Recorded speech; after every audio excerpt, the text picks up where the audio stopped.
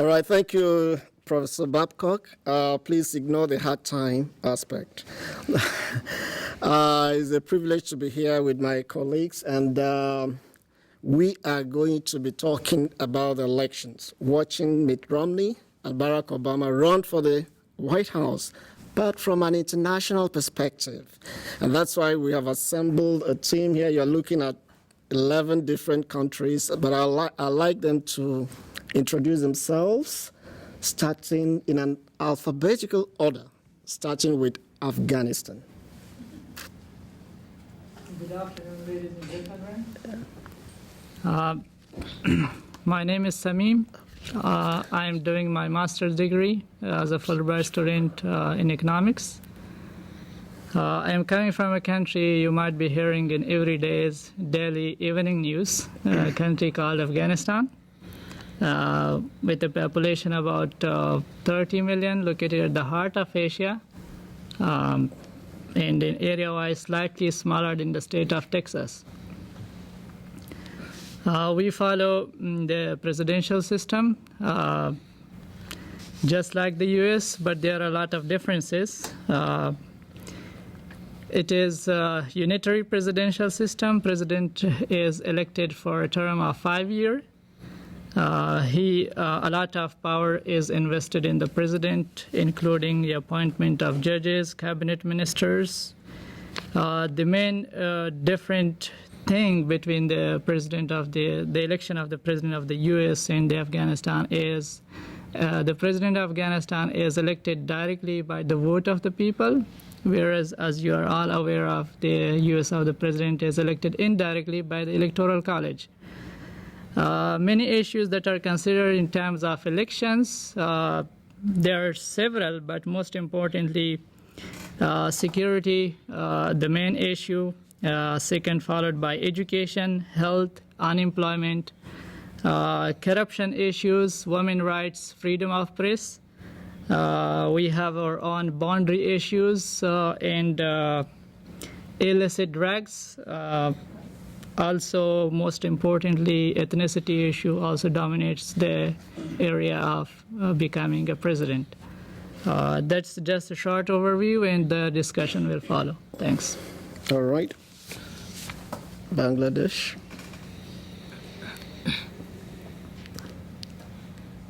Hello, everybody. Good afternoon. My name is Delwar Hossain. I'm from Bangladesh, and I'm doing my PhD. I'm in third year in PhD in mass communication and media arts. Bangladesh is a small country, pretty small country in terms of area. It's 73rd largest country in the world, almost the size of the state Iowa. But in terms of population, Bangladesh is 8th largest country in the world. Almost half of the people of United States. So you can imagine the situation is one of the most densely populated countries in the world. In Bangladesh, we follow parliamentary democratic system. Prime Minister is the chief executive of the country, headed by a cabinet, and President is head of the government. And Bangladesh is not one of the largest countries in the world, but in terms of many aspects, Bangladesh set examples. For example, our prime minister, our leader of opposition, our deputy leader of opposition, and several key ministers are women. So in terms of women empowerment, Bangladesh is a good model, not only in the Muslim countries, but in the world too. And Bangladesh is one of the largest garment producing countries in the world, and Bangladesh export 19.7% garment products to the United States. So in terms of strategic relations, in terms of economic aspect, Bangladesh is a very important country, not only to the interest of the United States, but for the world. Because there are many people, but those people, they do not have work. So the fanatics people who do politics with religion, they always target those poor people. And Bangladesh is sometimes came to the international media as a breeding ground for terrorism or terrorist activities. So the discussion will follow, and I'll talk later about some other aspects which also related to the interest of Bangladesh and United States. All right, now we'll go to Brazil. Hello, my name is Tatiana. I am studying political science here at SIUC. I'm in my last year of my PhD, hopefully. And, well, Brazil is a large country just like the United States, and I think I've been living here for 5 years, and there are several similarities between the United States and Brazil, most of which are, we also have different regions in the country, just here in the United States, and it's very hard to talk about Brazil as a unity, as being one single component, because we have very contrasting regional differences, just like you have here in the United States. It's very different to compare the East to the South or the West to the Midwest, right? In Brazil, it is the same. However, regarding elections, our system is very similar to the United States in the sense that we have a presidential system and we also have a Senate and a House of Representatives. The major difference is that Brazil, instead of being mostly a two-party system like here in the United States, we have several different parties, with 4 major parties dominating the political scene. So whenever we have elections for president, for instance, instead of having 2 major candidates, you have at first around 8 to 10 different people running for the presidency. Because we have a majority system, which means that whomever gets 51% of the valid votes wins the election, what generally happens in Brazil is that we have 2 rounds of election, right? So the first round, all these candidates run, and in the second round, the 2 candidates that got most votes run until one of them gets 51% of the valid votes. Another difference from the electoral system in Brazil to the United States is that voting in Brazil is mandatory. So all literate people, persons from 18 years of age to 70, are obliged to vote. And you can vote if you are 16 and if you are over 70, but it's not mandatory. So for instance, in the last election in 2010, we had 81% of the population voting in Brazil, of the eligible population voting in Brazil, which is a lot, especially if you compare to the turnouts here in the United States. If you think about in terms of media coverage in Brazil of the American elections, I would say that our coverage has been working very well in terms that you find most issues that are relevant here in the United States for the American audience being discussed in Brazil. However, whenever we're speaking of the issues that are relevant for Brazil, there are 2 main problems that come to mind. There are visas to the United States. That's a big issue among the population because people in Brazil want it to become more easy to come to the United States in terms that right now it's very difficult for a Brazilian to get to the United States. The visa process is long and it's expensive. So that's one of the main issues being discussed. And the second one is that Brazil wants to become part of the United Nations Security Council. And at least some leaders in Brazil have been trying to negotiate with both candidates, both Obama and Romney, how they would going to react to this interest in terms of the Brazilian government. Oh yes, just one more fact. There was a recent poll in several different countries, but Brazil is one of the countries that supports, at least among the population, that supports Obama very openly instead of Romney. All right. Unfortunately, they can't vote for him. All right. Can we go to China? Hey, everyone. My name is Zhang. I'm second-year PhD in Speech Communication Department. I'm from China. I cannot vote for either side either. Okay. But it's been my country is kind of flattered being mentioned in the debate 30 times. Yeah. So well, I have joke like when I say I'm come to participate in this panel, and my Chinese friends say, oh, neither Romney nor Obama will be happy to see you on their side. I was like, okay, but. I'm from China, which is a very different political system, so I think I want to take this opportunity to introduce our country's political system first. The politics of the People's Republic of China take place in a framework of a single-party socialistic republic. The leadership of the Communist Party is stated in the Constitution of the People's Republic of China. State power within the People's Republic of China is exercised through the Communist Party of China, the Central People's Government, and their provincial and local counterparts. Under the dual leadership system, each local bureau or office is under the co-equal authority of the local leader and the leader of the corresponding office, bureau, or ministry at the next higher level. People's Congress members at the country level are elected by voters. These country-level People's Congresses have the responsibility of oversight of local government and elect members to the provincial People's Congress. The Provincial People's Congress in turn elects members to the National People's Congress that meets each year in March in Beijing. The ruling Communist Party committee at each level plays a larger role in the selection of appropriate candidates for election to the local Congress and to the higher levels. It's complicated, so it's not only like dictatorship. So, yeah, something maybe I can elaborate in the discussion session. But, all right, yeah. Thank you very much. We move to the Congo. Okay, Congo. I think actually D and R are missing. Anyway, I think I would still be the next after China. And so there are two Congos. My name is Gloria Pindi, and I'm from speech communication major, third-year PhD candidate. There are two Congos. You have the Democratic Republic of Congo, with the main city that is Kinshasa, and you have the picture there, and there's Congo with the main cities is Brazzaville. So I'm from Congo, Kinshasa. And what you should know about DRC is actually the second largest country of Africa. And it's always said that DRC is in the heart of Africa. And so it used to be a Belgian colony, so which means my first language is French. And for those of you who have never heard about Congo, I think you must know by now, because there is a big civil war that has been going on in the country since 1997. And Congo has been declared like among the top 5 most dangerous places in the world for women to stay, because there is a lot going on in terms of rape and violence. So this can already give you a picture about what are the kind of issues we might have to deal with in terms of election.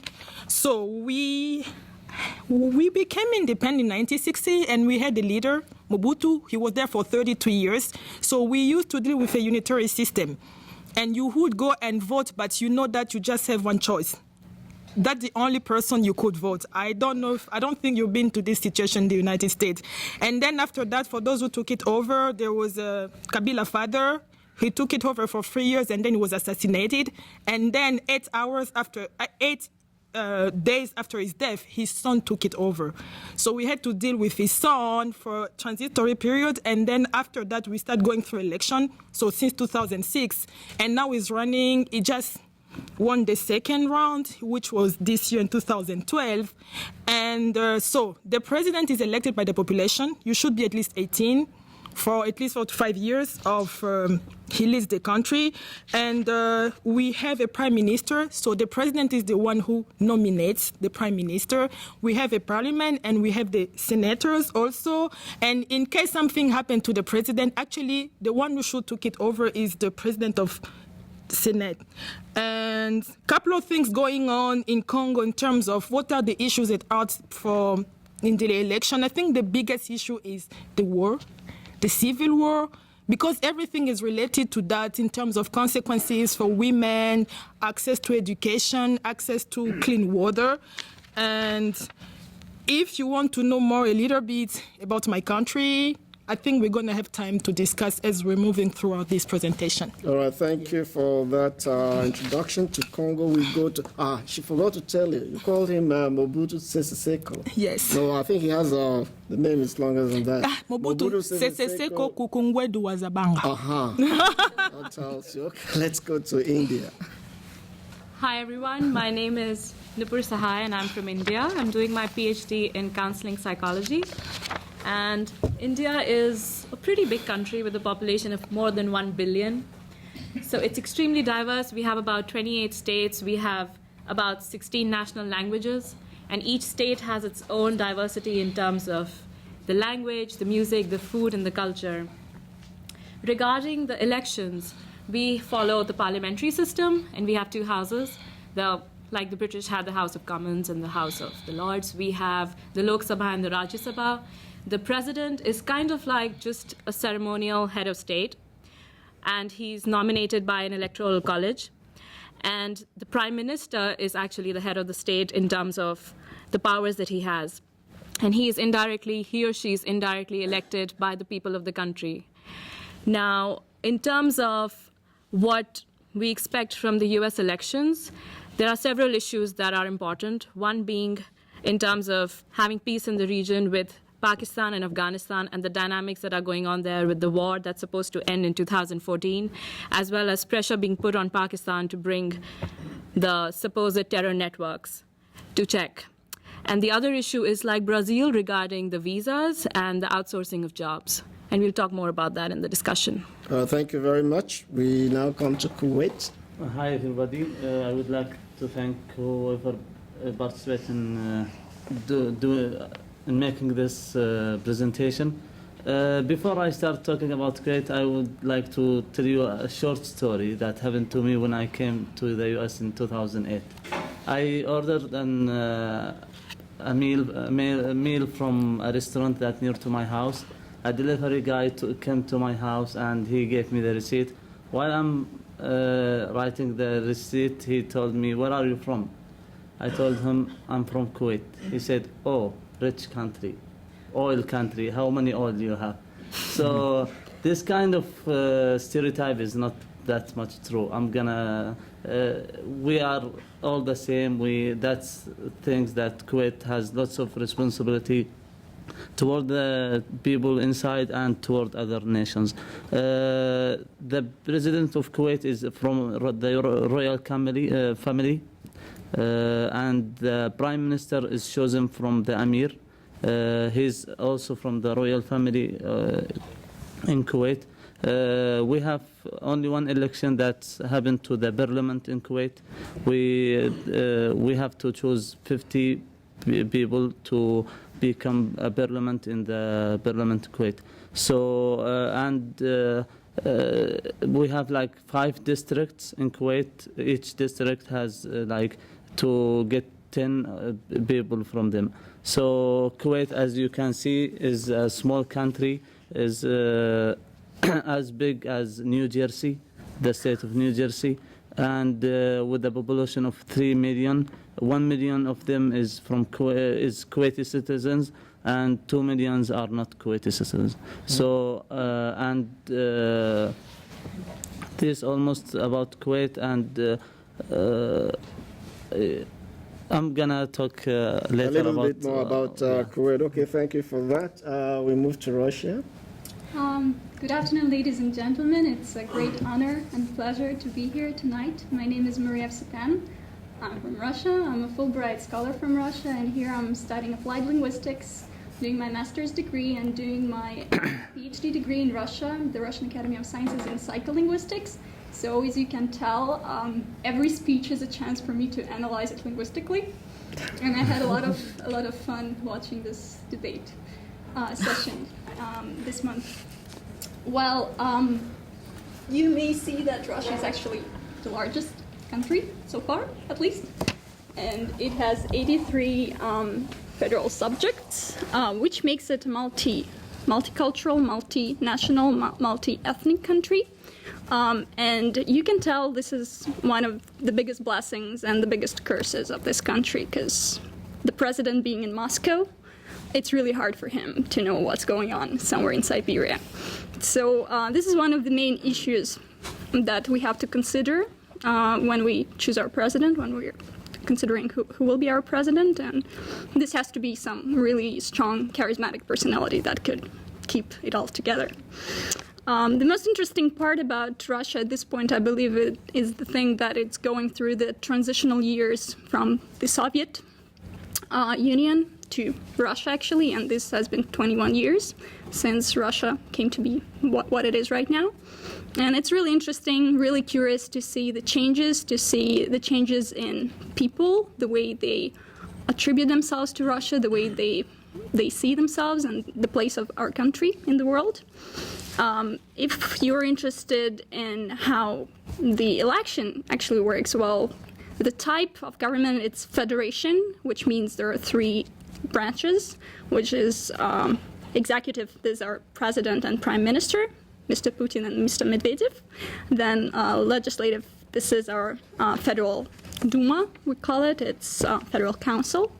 And the judicial, this is the court of justice. And so all the detail later, I'll be excited to get as many questions as possible. All right, thank you very much. We'll get those details. We'll move quickly to South Korea. Compared to Russia, how small South Korea is, which is divided by North Korea and South Korea. Good afternoon. My name is Jiwoo Park. I'm a 4th year of a PhD student in mass communication and media art. Like the U.S. having presidential election in 12 days, in South Korea, the 18th Republic of Korea presidential election will be held on December 19, 2012. So for me, watching the 4 debate on TV and monitoring U.S. election, presidential election, make me more interested and involved. Politics of Republic of Korea take place in the framework of the semi-presidential representative democratic republic. The head of a state is a president who is elected by direct popular vote for 5 years. Division of power, the executive, unicameral National Assembly, and judiciary branches. Also, South Korea has a multi-party system with numerous party.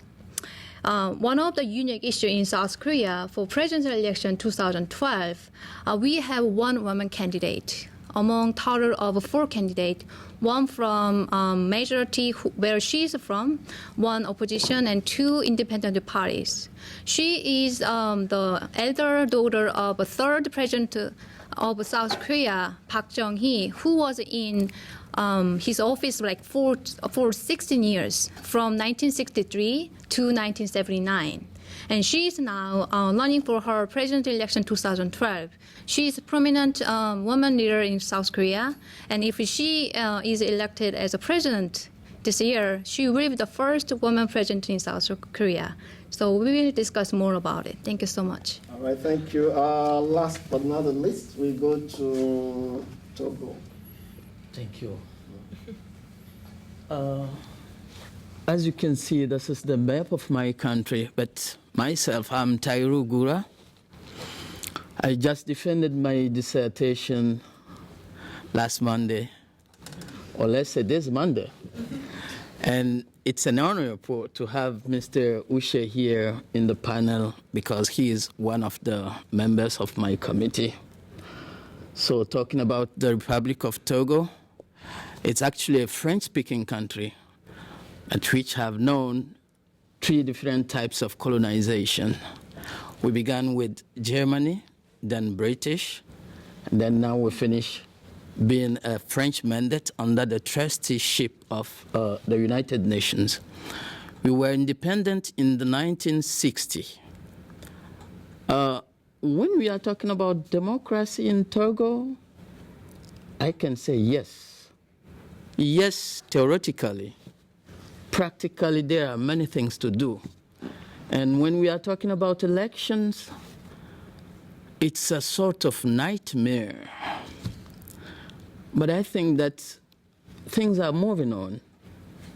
Politically, let's say, we have a presidential regime where there's a separation between the legislative, the executive, and the presidency. So the prime minister is nominated by the president, who is elected directly by the population.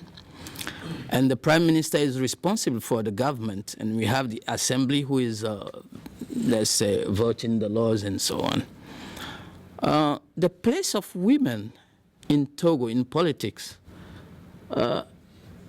I can say we have the first lady to run for presidency in 2010. I can also say that when you take the population we are composed of 6 million inhabitants, but the majority is composed of women. They are composed of 52%. And we have now 8 deputy members at the National Assembly. What can I say else? I think that's fine. Okay, we'll get to the details. Now, just in case you're wondering, why have we really taken this time to introduce ourselves? It was deliberate. The reason is to show you how diverse this university is. You can see, there are more people, more countries that are represented on this campus. So it was a deliberate thing, and we celebrate it, and we celebrate it loudly. All right. What I hear from members of the panel is that we have some interest, about the U.S. elections. I know that we had Afghanistan, we had from Brazil, Congo, India, and the rest of them. With the exception of these countries, can somebody else tell me, for instance, in Kuwait, I didn't hear so much about this election. Is there an interest in this election in Kuwait? If so, why? Yeah. Actually, thanks for asking that. Kuwait, as I said, it's in a region. If we have the map of Kuwait here, it's located between Iraq and Iran, and that's so it has a really important position in that area. So what we are looking as Kuwaiti people is for a president who take care of peace around the world, who is looking for finishing all of the wars around us and settle it down. So we can live much better life. Now we have lots of threats around us. We just finished from Iraq war. Now there is Iran problems that going on. So we want that peace to be happen by any president who's gonna lead the United States in the future. All right. So that's the expectation in Kuwait. Yeah. Is there any other person who? Go ahead.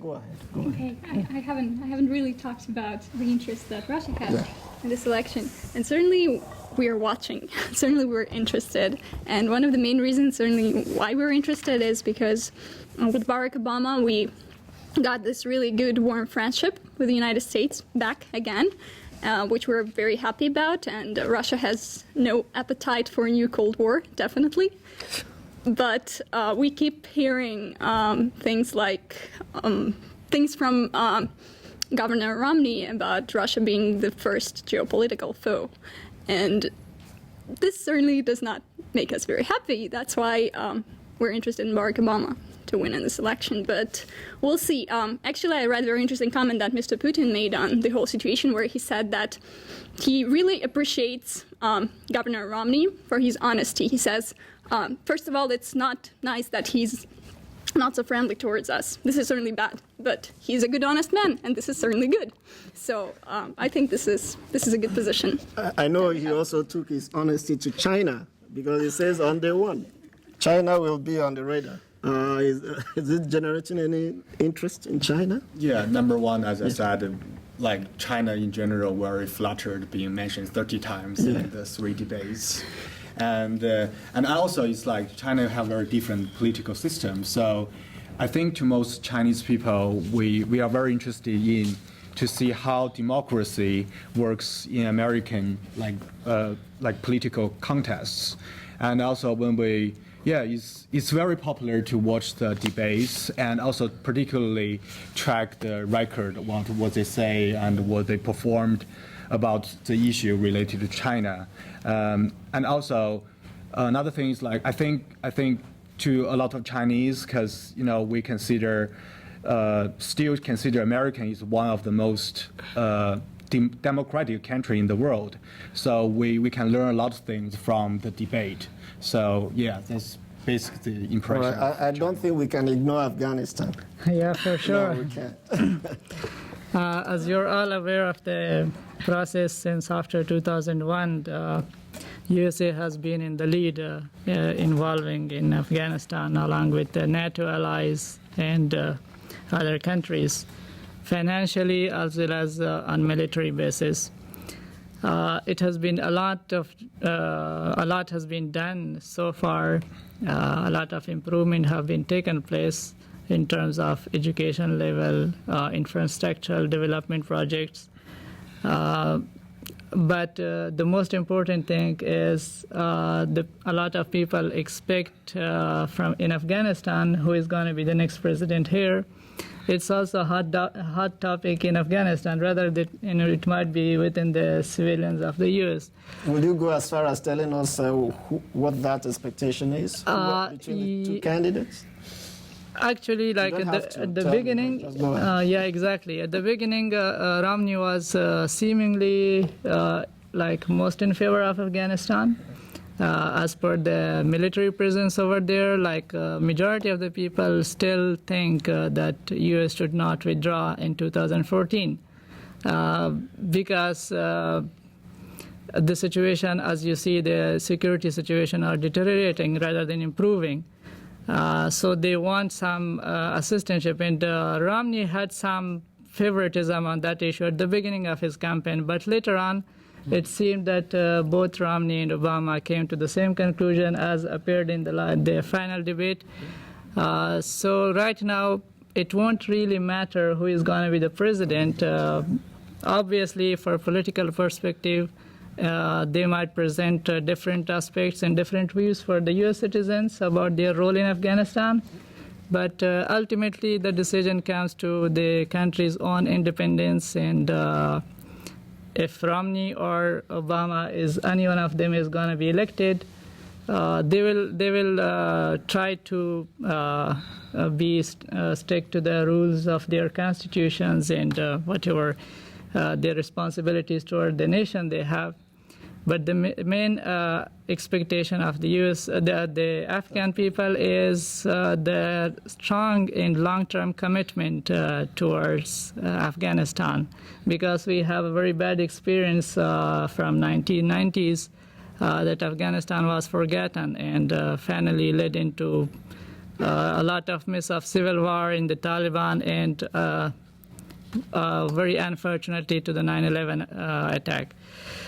So what people expect is the long-term commitment from the U.S. president, anybody who is going to be. The president, okay. That takes me to the issue of debates, because you mentioned it, and quite a number of people on the panel did the same. Do you have political debates? Because one of the hallmarks of the American system is that people can sit together, and talk about policies, talk about issues, what they want to do.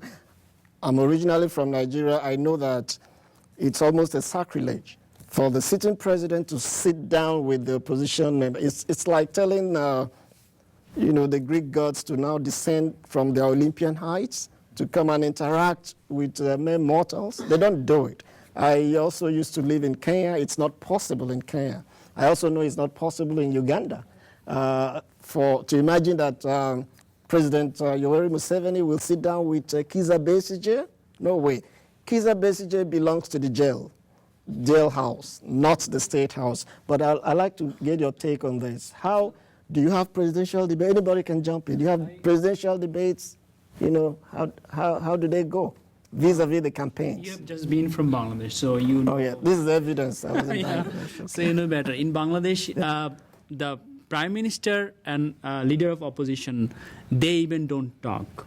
They even see each other. So I They would take the same roads? I doubt. Okay. So despite of all problems, despite of some loopholes, that's why the American democratic system, many people argue that it's one of the best system. For example, in terms of providing platforms for criticism, in terms of providing opportunities for getting feedback from your opponents, from other parties, or even though there are two major parties, but at least people are getting ways to express their views, which is guaranteed in the First Amendment of U.S. Constitution. Yeah, any other person can jump in. How is it in the Congo? Yes. In the Congo, I think there was something specific about the political history of Congo. If you might not know it, as I say, when the first president the second one was assassinated, and Kabila father in 2001, his son took it over. So there was rebellion going on. So what they had to do is to try to make something, to get something done, just to to make people calm down because there was rebellion from everywhere. So we have what we call 1+4. So we have a president with 4 vice presidents.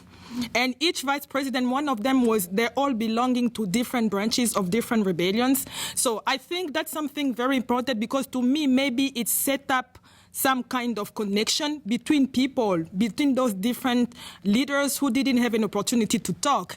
And when it was time in 2006 for to run for the election, there was an attempt, presidential debate among the two most popular candidates, which was at that time Kabila's son and Jean-Pierre Bemba. Unfortunately, it didn't happen for some political reasons. I don't really know what happened, but they tried to do it. So I would understand because they used at least to sit around the same table to cooperate and to take decisions for the country because they were leading 1+4, maybe in that context. But right now, with what happened with the last election in 2012, there were no presidential debates. So we don't talk about that anymore. What people do, because you have different parties, you just come, it could be something like this. People sit from different parties and they just share their agendas and talk about their campaign and like, this is what I'm trying to do for the country, that is. And most of the time, it's more the president who has access to media and so on, who can really talk to people and explain what he's planning for the country. Yeah. Do we have 1+4 in India? In India, regarding debates, it's a very interesting situation. So we have elections after every 5 years. And what happens is that there is no presidential debate of the presidential candidates facing each other, but everybody else in the party is involved, and they literally fight on television. So we have freedom of the media and freedom of press in India. So every day you will have debates on television, in person, and then people will come together from different parties, and they will tear each other apart and defend their point of view. It's extremely colorful, and we also often have tapes being leaked, like you have the Romney tape here. So we have not of the presidential candidates, but of bribes happening and scams happening and things like that being leaked out, and then people come up to defend their tapes. So it's extremely exciting when election time is going on. It's very unpredictable till the last day who's going to win. Yeah. The only time that I would say the presidential candidates, once they are elected into office and one is the leader of the opposition, in the parliamentary sessions, yes, there are debates. Okay. Yeah. Or Tatiana, you talked about a lot of similarities between the U.S. and Brazil.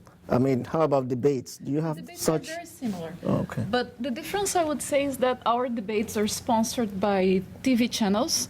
So instead of being hosted and broadcasted by different TV channels, there's one TV channel that broadcasts one debate and the other proposed to broadcast another one at a different time. But they are very free, and there is a lot of discussion between the candidates. But there is also one similarity with what Nupur said. In India, our election season is very colorful because of accusations of corruptions and leaks and people discussing on TV and talking to journalists. Yeah. So you have both sources of information, of candidates looking for the media to talk about the other candidates, but we also have the debates that run in a similar fashion as you have here in the United States. All right, any other person to chip in here? South Korea, maybe? We also have a presidential debate, but we haven't done any debate yet. But instead of having a debate soon, we also have secretary of the party debate. So I've been watching like several debate with the secretary of the parties, with depends on the broadcasting. Like Tatiana from Brazil, we have different programs and different like debates going on. So it's been very interesting. All right, I'm also very interested in the tone, of those debates and the campaigns. We've been watching the debates, we've been seeing the campaigns. People are coining so many things, Romneycare, Obamacare, Romnesia, whatever it is. How does this go in your various countries? Do we have civil, polite debates, or people are howling and hurling insults and all that? Actually, in Kuwait, that there is something that I have to mention. We don't have parties in Kuwait. Parties are prohibited in Kuwait. So in the parliament election, people goes each person goes by himself, or by his tribe, or by we have some political groups instead of parties. So I have noticed that in the U.S., like in any advertisement, that you can talk about the opposite side of the one that you are competing with. But in Kuwait, you cannot do that, whether it's commercial one or political one. So whenever you have an issue, you have to talk about the issue itself. You cannot talk about the other person, or it's going to be lots of mess up. So how is it in Afghanistan? In Afghanistan, presidential debates, we don't have such type of thing, but yeah, there are some TV debates among the representatives of the candidates. And sometimes if some powerful candidate is there, he is even not interested in appearing on the TV show at all. But calling somebody by some specific name, it is not acceptable to the people, because we have some issues about our ethnicity which are very much critical. And if some candidate says something about the other rival, he's gonna totally lose the vote of that party at all. So it's not very wise to do so. All right, is the tone any different in Togo? Yeah, in Togo, we don't have a presidential debate, as some said it. It's true, let's say, through the media, they have some representatives of political parties who talk in the name of the candidates. Sometimes the candidates also talk, but the tone is not really friendly. So I have to say it's not friendly. Do you want to? I would not elaborate on this because you see, this is part of the difficulties of the process in our countries. You know, attacks.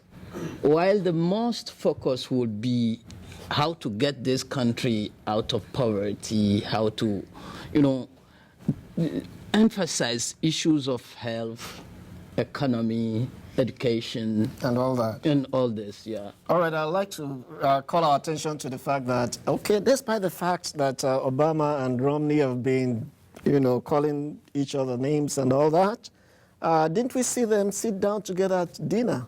The other time, yes. Exchanging pleasantries and being gentlemen and friendly. How does, in the Congo, for instance, can you see both of them coming together? You don't have those kind of things. You don't have it. As I told you, maybe that something happened with the 1+4 type of, I don't know if the type of political system was like, that was very special, that people could see it. But right now, with what is going on, there is a lot going on in Congo. For those of you who listen to the news, you don't have that. People sitting, unless it's maybe like a very big event, I don't know, celebrating, I don't know, some time of, maybe crime that happened somewhere, then people can meet.